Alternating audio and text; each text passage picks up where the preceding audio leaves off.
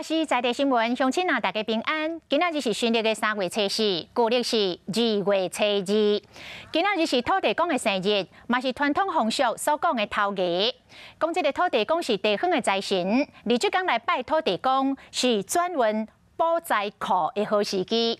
台南大埔福德祠一透早就来坐人潮，多参市长王伟铁嘛来帮市政府补财库，搁发红菇粿予民众来食平安。啊，那这个高雄祖爷的新庄啊土地公庙香火嘛是旺旺旺，也搁有屏东恒春的高山岩嘛是人潮滚滚滚。台南大埔福德祠伫土地公生日这天有真侪信众。连要参香拜拜，拢要排队排真久，来看外口这边的状况。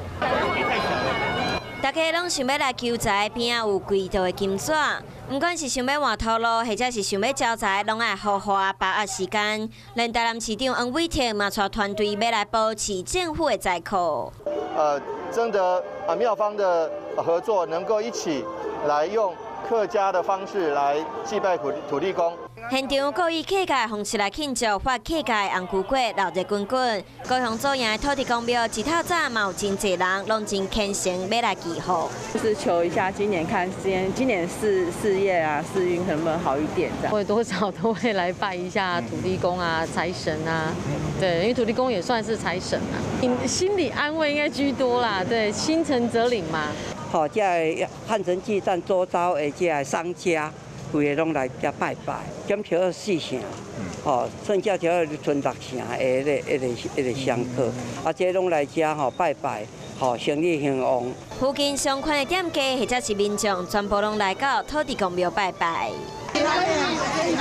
只要是来拜拜信众，庙方阁会提供寿面，食这当保平安。继续路南来到恒春的高山岩，信众除了拜拜，有的人阁会甲美食挂伫遮。